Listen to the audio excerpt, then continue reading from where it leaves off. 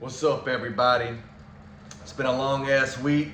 Been in the hayfield all week and really hadn't had time to get in the lab and, break down these fights and get my research done so I can come at you guys and give y'all my predictions. Now, we got our samurai sword. We got the Yuri Prochazka signed UFC gloves. Got my straw hat Luffy hat on. And just did a shitload of research on a bunch of trash ass fighters so y'all can win some money this week. Now, since we do things different around here, we start at the top and we work our way down. We ain't like everybody else who start at the bottom and they go up and they're all the fucking same. We don't do that here. Anyway, we'll jump right into it. Jared Cannonier versus Cal Borralho. Now, I've picked Cal Borralho to win every single fight of his UFC career, and the kid's really impressed me, okay? But it's a big difference going from fighting Paul Craig and Abus and motherfuckers like that to then fighting Jared Cannonier. Jared Cannonier is a world-class fighter. You look at his last two wins. He beat Sean Strickland, who then went on to win a world championship, and then he beat the fuck out of Marvin Vettori in one of the biggest beatdowns I've ever seen that didn't result in a finish. And then he got injured, took some time off, came back and fought a Mivov. But Mivov is actually really, really good. A lot of you guys sleep on him. I don't know if it's because he's French or what, but I win a lot of money on a Mivov. Everyone always doubts him, and I'm always pick him. And I even picked him to beat Cannonier just because he has a really good size advantage over Cannonier and has very, very crisp hands and really good striking. And I don't think that about Cal Borralho. When I look at Borralho, I look at a guy who's getting thrown in the deep end, fighting one of the elite middleweights, and he's more of a jiu-jitsu guy to me. Yeah, he just knocked out Paul Craig, but Paul Craig, I'm not gonna say that I can knock him out, but I think most quality strikers can beat the fuck out of Paul Craig on the feet. That dude's trash on the feet.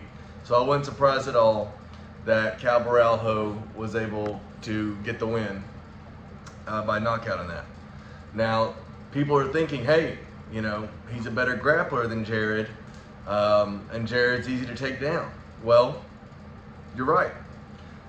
Jared has been taken down by 9 different opponents, but he's 6-3 in those matchups. One of those matchups was at Mivov, who won on the feet in a Fugazi stoppage, and Jared was up 2-1 going into round 4, so he looked good that fight. And another was Jan Blachowicz, who's much bigger than Jared and stronger than Jared, and has a really good top game. Not good off the bottom, but good top game. And the other is Glover Teixeira, who has one of the best ground games in light heavyweight history. So no shame in that. But he's been taken down and then got up and beat the dude's ass 6 times. And Borralho, and I don't think he's ever been submitted. So he's really hard to finish on the ground, even if you get him there. And this is Borralho's first 5-round fight, where Jared's been in a lot of them. He went toe-to-toe with Strickland for 5 hard rounds, went toe-to-toe with Vettori for 5 hard rounds, and went same thing with Adesanya. And anytime you can get someone who's much higher ranked with a much better resume, and they're a 2-1 underdog, as a gambling man, I am hammering Jared Cannonier all the way. Also, he's from Texas, so yeah, we're rolling with the Killer Gorilla this week. I think Jared's just going to be too much of a jump up in competition for Cal, but if he beats Jared, then he's getting close to a title shot. He's probably 1 or 2 wins away if he can get past Jared.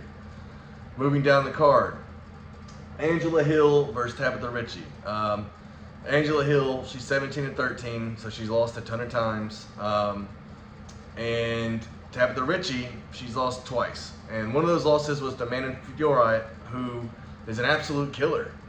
She beat Rose, she's beaten, what's the girl's name? Erin Blanchfield. And she's gonna be the next title contender for Valentina Shevchenko and the Alexa Grasso winner. So no shame in losing to her.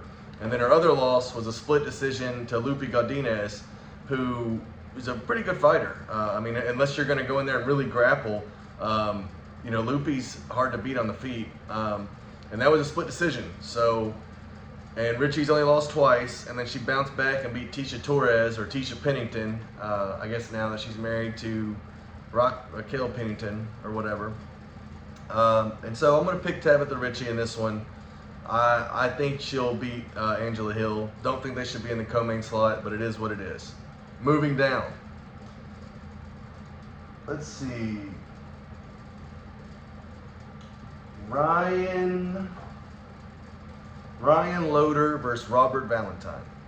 Now, I didn't do much research on this one, but I play in an MMA fantasy league, and one of my buddies on there, Tyler Raiders from Bleacher Report, shout out to him. He is always hyping up this Robert Valentine guy, or Valentine guy. And just like that, I trust his instincts, I trust his picks. So, Tyler, because of you, we're going to pick Robert Valentine. Moving down. Ken Ofley versus Marion Santos. Okay. Now, this one was a very tough one to pick. Both have similar records. Both are prospects. Both making their debut. I think one has, Santos has 1 loss, and Ofley has 2 losses. However, in analyzing their game, Ofley seems to be an absolute motherfucker on the ground and has amazing submissions and amazing takedowns. And the other dude, he seems to be a KO artist. And the main reason why I'm going to pick Ofley is he's 31 and the other dude, Santos, is 24. In fighting, usually that 28 to 32 range to me is like your real true peak. It's not like that in NFL, but in UFC, I think 24 is a little too young, and I'm going to go with the older guy. He's been working his whole life to get here, and I think he'll win because of his ground game and his grappling. So we're going to go Ofley in that one. The next one, Neil Magny versus Michael Morales. Now, this should be the co-main event fight. You got Morales, who's undefeated, hot prospect, super good fighter, versus Neil Magny, most wins in welterweight history. I mean, you know, we all know Neil Magny's a gatekeeper, but shout out to the dude. He does have a ton of wins and been around a very long time. He deserves that co-main slot. And Morales does too. He deserves that shining spot right there. Now, Morales is a -900 favorite, so I'm not going to do a huge deep dive. The motherfucker's going to win. However, I wouldn't be surprised if Morales has a good first 2 rounds and Magny can make it ugly round 3. Because the one hole I would say in Morales' game, the dude's very slick on the feet, very hard to hurt. You know, good. I haven't seen him exposed on the ground at all. But the one hole I've seen in his game is he really seems to lack that killer instinct, because he'll be levels above a fighter, and somehow they always make it to decision. Where, I mean, he should be getting these guys out easily, because when you're watching the fight, he's clearly a level or 2 above them, and yet they somehow make it to decision. So I don't think that'll affect him this fight, but I would like to see him have more of a killer instinct. I'd like to see him really break people and either get submissions or get knockouts, because no one likes a decision king, But anyway, Morales, he's going to win. -900 favorite. Don't overthink it. I wouldn't bet it. Wouldn't bet it at all. Just because anything can happen. But yeah, Morales all day long. Next fight, Edmund Shabazian versus Gerald Meerschaert III. A lot of people are probably looking at those numbers thinking, damn, GM3 is looking good this week. He's got good grappling. Shabazian sucks at grappling. But be careful, because I think Shabazian's a very superior athlete. And when you look at Shabazian's career, although he did get fraud checked multiple times, look at all 4 of his losses. He lost to blonde Derek Brunson, which was like a legendary middleweight gatekeeper. Then he lost to Fluffy Hernandez. This is not chronological order, I'm just naming the 4 dudes he lost to. And then he lost to Fluffy Hernandez, who's a bad motherfucker and one of the most underrated middleweights on the roster. He has a fight versus Michelle Pajea coming up, and that's going to be an absolute badass fight. Amazing cardio, amazing grappling. He's like the worst person for Shabazian to fight. So he lost to those 2 guys. lost to Amivov, who's a top 5 middleweight now. And then he lost to Jack Hermanson, who is like Blond Brunson, you know, one of those old school, legendary middleweight gatekeepers. You know, only the elites get past him. And Shabazian's not elite, but neither is GM3. And GM3 is nowhere close to the level of those 4 guys I named. And I think Brad Tavares is much better than GM3, and Shabazian sparked him. I do think the line is totally off on this. Shabazian's way too big of a favorite, so I wouldn't bet it. But I think Shabazian's going to knock his ass out. I'm going to go first round knockout, Edmund Shabazian. I hope he doesn't let me down. He's let me down so many times. I used to be a huge Shabazian fan. But I'm going to roll with Edmund in this one. I think GM3 gets sparked. And moving down. Dennis Bazooka versus Francis Marshall. Both these guys suck. Very hard fight to predict. But in doing the research, Dennis, his 2 losses are to Sean Woodson, who's a very quality guy, and I think Jamal Emmers. Yeah. And so both those guys are 2 quality featherweights, and then he's been able to bounce back since those 2 losses and win, whereas Marshall's coming into this fight on a 2-fight losing streak. So confidence-wise, I like where Dennis is at. And, you know, like I said, he lost to 2 really quality guys in the UFC.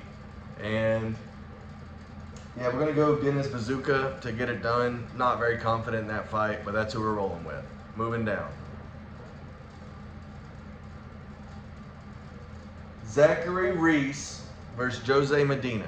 Now, Zachary Reese is from Texas. I'm going to pick him to win this fight. However, that's not because I think he's that good. I mean, he is a good finisher, but anyone who gets slammed and knocked out by Cody Brundage, that's not a good look.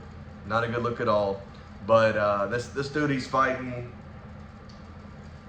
Jose Medina, he doesn't belong in the UFC. He should still be in the regional scene. And I think Reese will finish him, but, you know, damn, Reese, why did you have to get knocked out by Cody Brundage? Like, he wouldn't even be in the UFC if Reese just would have won that fight. But because Reese had to get knocked out by Cody Brundage, we're still stuck with that piece of trash in the UFC. Moving down. Vyacheslav Borralho versus James Lontop. One of these guys' nicknames, Borralho, his nickname is Slaviclaus, which is gay as fuck. Sorry, YouTube. And the other dude's nickname is Goku. And I'm going to pick fucking Goku over here. Slaviclaus or whatever, he's been looking like trash recently. I think he has like 1 win his last 5. Chase Hooper just beat the dog shit out of him. The dude's trash. And the other dude, his nickname's Goku. And as someone who grew up loving Dragon Ball Z, I'm going to roll with Goku over here. So we're going James Lontop on that one. Jacqueline Cavalcanti versus Josiane Nunes. It's a chick fight. Y'all know me. Don't really care for women's MMA. However, this Jacqueline, she's 5'8", and Nunes is 5'2". Okay, and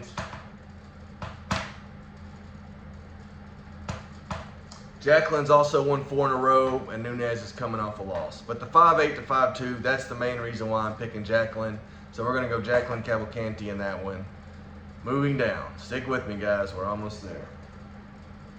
Zigomantis Romaska versus Nathan Fletcher.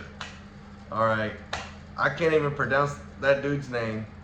And I looked at everything, did all the research. It's a pick'em fight. You know, I thought about flipping a coin, but I'm like, you know what?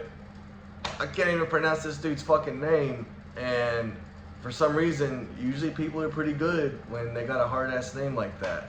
And for that reason, that's the sole reason why I'm going to pick him. But we're going to go with Zigomantis Romaska. All right, moving down to the final fight on the card. Wayne Kong versus Victoria Leonardo. I'm going to pick Wayne Kong. She's a -1100 favorite. No fucking said. No research done. I see negative 1100. I'm picking that motherfucker every time. Okay? Now, if you made it this far, thank you. Please like and subscribe. And, you know, here we are, another shitty fight night. I mean, we got 3 good fights on there, so it's not that shitty, but here we are analyzing a bunch of dudes we don't even know for you guys, putting the picks out for you guys after a long, hard day's work. So I hope y'all appreciate it. Please like and subscribe, and go get that fucking money this weekend. Raw dog out.